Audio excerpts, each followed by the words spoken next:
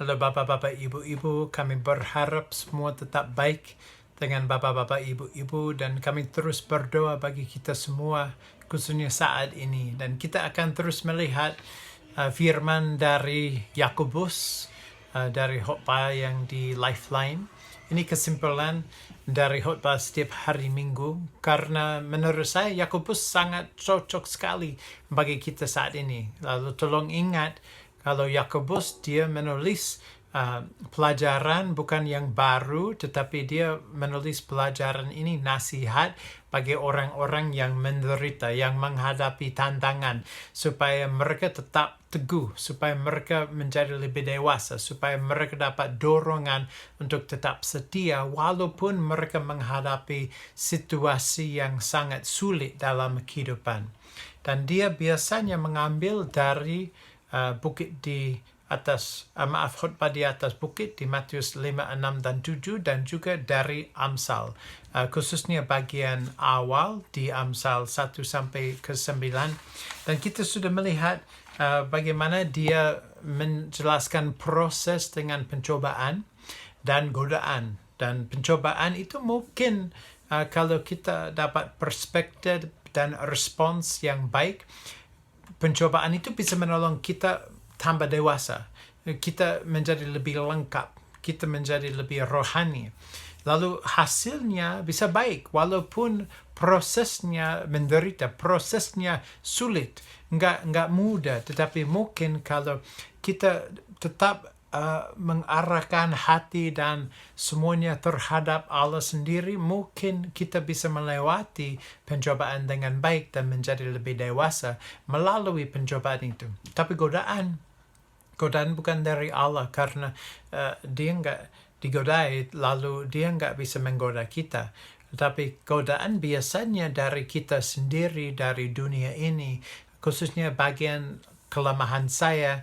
Kalau saya agak lemah dengan hal ini, mungkin kalau ada godaan, saya akan jatuh dalam dosa. Lalu godaan sendiri belum berdosa. Tetapi kalau kita terus melakukan hal itu, satu saat kita akan lewat satu garis dan kegiatan itu atau perbuatan itu baru masuk bagian itu dosa. Dan dosa itu akan menjauhkan kita dari Allah sendiri, dan kita akan mengalami semacam kematian karena lebih jauh dari Allah. Nah, setelah Yakobus menulis tentang pencobaan dan godaan, yang menarik, dia menulis dengan sesuatu lain. Sesuatu lainnya, kalau saya membaca beberapa kali pertama agak bingung, kok mengapa Yakobus membahas hal ini dengan pencobaan dan godaan. Nah, mungkin kita akan melihat mengapa nanti. Tapi hal ini sesuatu pasti kita semua mengalami dalam kehidupan kita, yaitu kemarahan. Ya, siapa nggak pernah marah? Ya, nggak ada. Ya, itu saya menunggu untuk suara jawaban. Nggak ada, karena semua pernah marah, betul? Nah, seringkali kita mungkin marah dengan orang yang mungkin sangat dekat dengan kita. Kita mengasihi orang seperti keluarga, seperti anak-anak, seperti suami istri, seperti keluarga. Walaupun mereka keluarga, waduh, bisa marah sekali dengan mereka. Mungkin marah dengan orang lain. Mungkin kalau ada orang yang nggak adil, kalau menipu, kalau bergosip, marah sekali.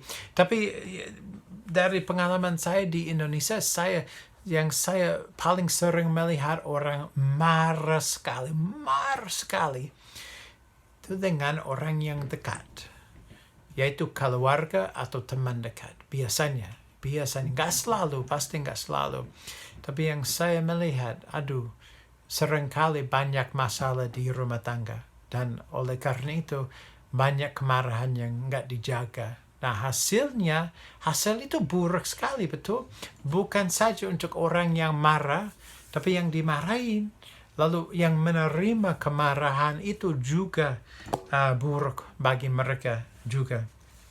Lalu kita harus coba mengerti proses menjadi marah atau hal ini yang kemarahan. Seperti kapan kali terakhir Bapak atau Ibu menjadi marah? Marah kepada siapa? Marah tentang siapa? Mengapa jadi marah? Dan bagaimana perbuatan, bagaimana perkataan kita karena marah? Itu akan menolong kita melihat isi hati kita. Nah, saya mau membaca dari Yakobus 1 ke 19 sampai 21 yang berbunyi, "Hai saudara-saudara yang kukasihi, ingatlah hal ini. Setiap orang hendaklah cepat untuk mendengar, tetapi lambat untuk berkata-kata, dan juga lambat untuk marah. Sebab amarah manusia tidak mengerjakan kebenaran di hadapan Allah. Sebab itu, buanglah segala sesuatu yang kotor dan yang jahat, yang begitu banyak itu, dan terimalah dengan lemah lembut firman yang tertanam di dalam hatimu, yang berkuasa menyelamatkan jiwamu." Lalu, Yakobus kasih nasihat bagi kita. Tiga hal.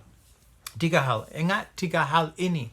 Kata dia, harus cepat mendengar, harus lambat berkata, dan harus lambat untuk marah. Dan ada orang filosofi itu yang zaman dulu, dia mengatakan kita diberikan 2 telinga, tapi 1 mulut. Seharusnya kita lebih mudah 2 kali untuk mendengar daripada berbicara. Telinga selalu buka, selalu bisa mendengar, tetapi lidah itu tutup dengan gigi dan tutup dengan bibir, supaya ada 2 batasan untuk menjaga lidah supaya nggak cepat ngomong. Karena seringkali yang kita perlu lambat ngomong dan cepat mendengar. Dan itu nasihat dari Yakobus sendiri, harus lambat berkata-kata, lambat untuk marah, tetapi cepat untuk mendengar. Lalu 3 hal itu sangat penting. Nah, kita juga harus tanya, kok kenapa? Kenapa itu marah sesuatu yang nggak baik? Ya, itu mungkin baik. Tetapi biasanya cara kemarahan itu keluar kurang baik. Karena dia menulis di dalam ayat 20, sebab amarah manusia tidak mengerjakan kebenaran di hadapan Allah. Tapi Pastor Steve, kok Yesus pernah marah. Betul, dia pernah marah di bait Allah. Dia pernah marah dengan pemimpin agama, Farisi dan sebagainya, karena pelajaran mereka. Dia marah kalau ada orang yang disiksa, kalau ada hal yang tidak adil. Dia marah dengan murid-murid dia kalau mereka tidak taat, kalau mereka nggak berani hidup setia kepada dia. Dia marah atau kecewa dengan keadaan dunia dan kemanusiaan karena situasi untuk manusia nggak adil, nggak seperti kemauan Allah. Lalu memang Yesus pernah marah. Tapi mengapa saya biasanya marah? Mengapa Bapak dan Ibu biasanya marah? Biasanya marah kalau saya tidak dapat kemauan saya. Biasanya alasan saya marah itu sangat tentang saya aja. Kalau saya iri atau tentang saya pribadi, diri sendiri yang mau sesuatu dan gak dapat hal ini, marah. Dan gak ada batasan dengan kemarahan saya. Lalu biasanya kalau saya mengalami kemarahan itu bukan alasan yang sama Yesus keluar kemarahan dia atau orang lain di dalam firman Allah. Lalu kita harus sadar kalau kita merasa marah, biasanya ada 2 hal atau 2 cara kita handle dan mengalami kemarahan itu. Yang satu, kita meletus, marah sekali, dan mungkin kalau you orang percaya, you merasa itu nggak baik, jaga dulu, ya, jangan ngomong dulu, diam dulu, ya, nggak baik. Ya betul, biasanya nggak baik. Lalu kalau nggak meletus, itu harus diturunkan, dijaga, harus ditekan supaya nggak keluar. Tapi itu juga nggak baik. Mendengar ini dari Ibrani 12 ayat 15. Jagalah supaya jangan ada seorang pun menjauhkan diri dari kasih karunia Allah, agar jangan tumbuh akar yang pahit, yang menimbulkan kerusuhan dan yang mencemarkan banyak orang. Lalu kalau kita cuma menekankan marahan di dalam hati kita, nggak keluar dengan sehat, sebenarnya itu menjadi seperti hal ini. Itu seperti menjadi tumbuh akar yang pahit dalam hati kita. Nah, kalau kita ada kepahitan di dalam hati kita, itu bukan kita yang disakiti, tapi orang lain juga yang disakiti. Karena itu keluar dan merusakkan, mencemarkan banyak orang. Lalu kita harus sangat berhati-hati supaya kalau kita kecewa, kalau kita sakit hati, kalau kita marah, dan itu cuma diam aja, itu menjadi seperti akar di dalam hati kita, itu menjadi pahit, dan akar itu akan bertumbuh, dan satu saat itu akan keluar lebih pahit lagi. Lalu kita harus sangat berhati-hati. Tetapi yang kedua, kadang-kadang kita harus lebih marah. Kita harus lebih marah tentang beberapa hal yang membuat Yesus marah. Mungkin kita kurang marah di dalam dunia ini. Karena banyak hal di dalam dunia ini nggak baik, nggak benar. Betul? Kita harus lebih marah kalau ada orang ini nggak diterima karena warna kulit mereka. Itu nggak baik kalau orang ini tidak dikasihi karena warna kulit mereka, atau karena status mereka, atau karena miskin, dan mereka disiksa oleh karena itu keuangan, warna kulit, atau cara mereka ngomong, atau apa saja. Kalau mereka nggak diterima, nggak dikasih, nggak baik. Lalu sebenarnya kita harus lebih marah tentang hal seperti itu. Tapi masalahnya biasanya akar di dalam hati saya saat saya menjadi marah itu karena saya selfish aja, karena saya memikirkan diri sendiri aja. Tetapi coba membayangkan kalau Yesus marah di bait Allah itu, dia marah waktu dia melihat mereka menjual dan tukar uang, dan Yesus marah.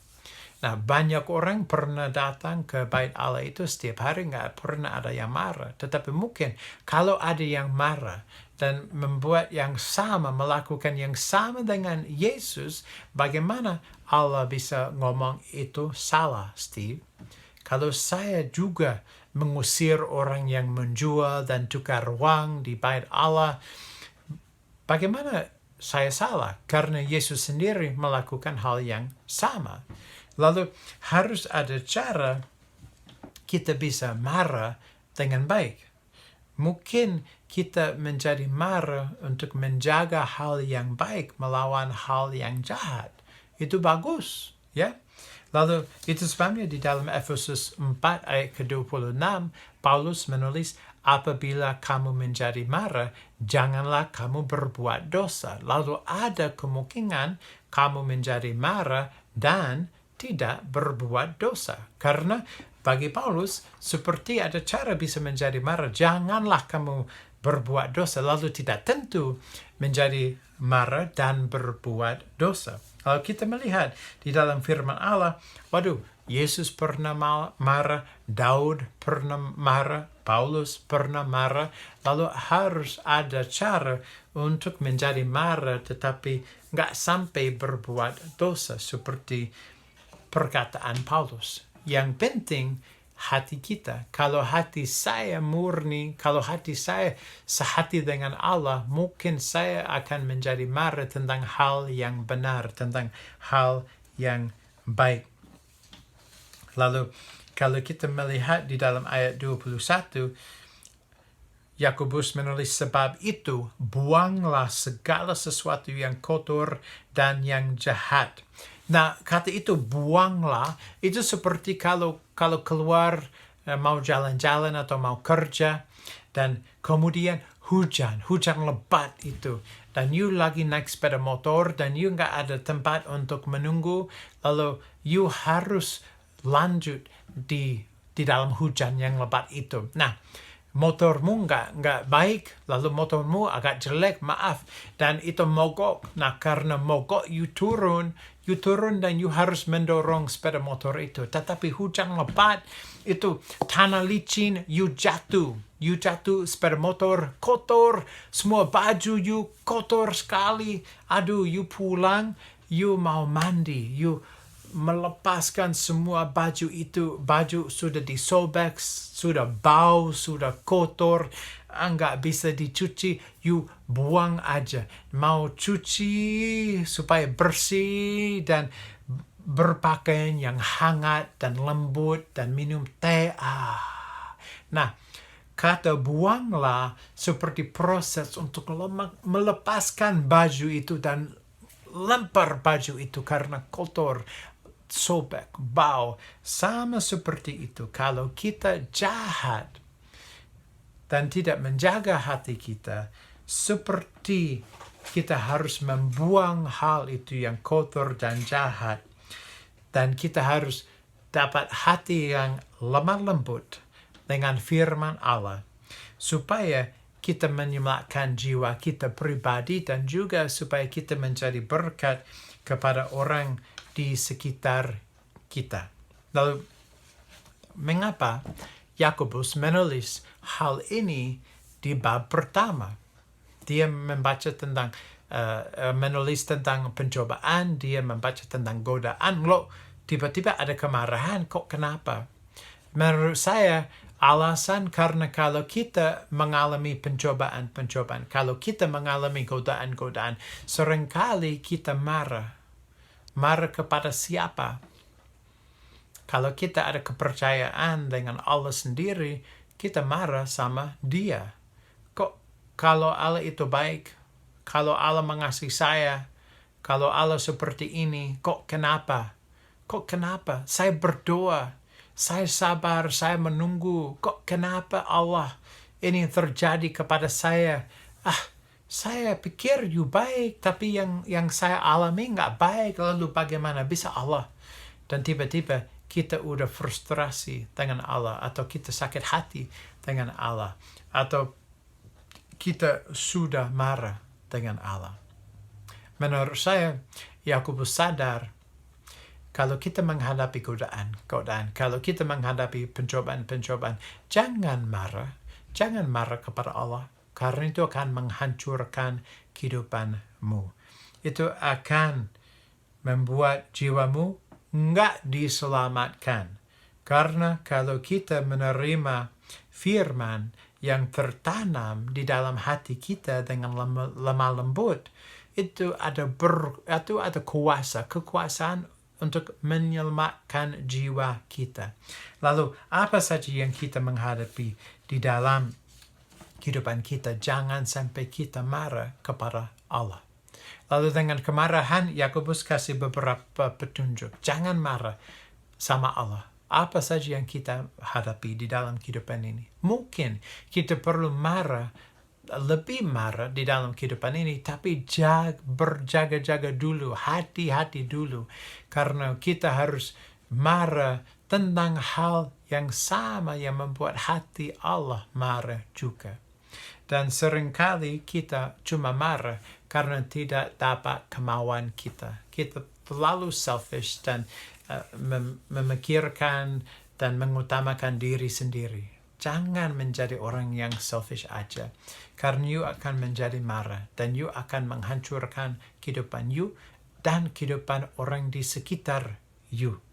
Lalu kita bisa bertumbuh, bisa menjadi lengkap, bisa menjadi dewasa kalau kita menjaga hati kita, kalau kita menghadapi godaan-godaan, kalau kita menghadapi pencobaan dengan baik, dan kita nggak menjauhkan diri dari Allah, tetapi mendekati diri dengan Allah. Waduh, kita akan menjadi orang seperti Allah sendiri. Saya mau tutup dengan Ibrani 5 ayat ke-14 yang berbunyi, tetapi makanan keras adalah untuk orang-orang dewasa yang karena mempunyai pancaindera, maaf ucapan itu jelek, yang terlatih untuk membedakan yang baik daripada yang jahat.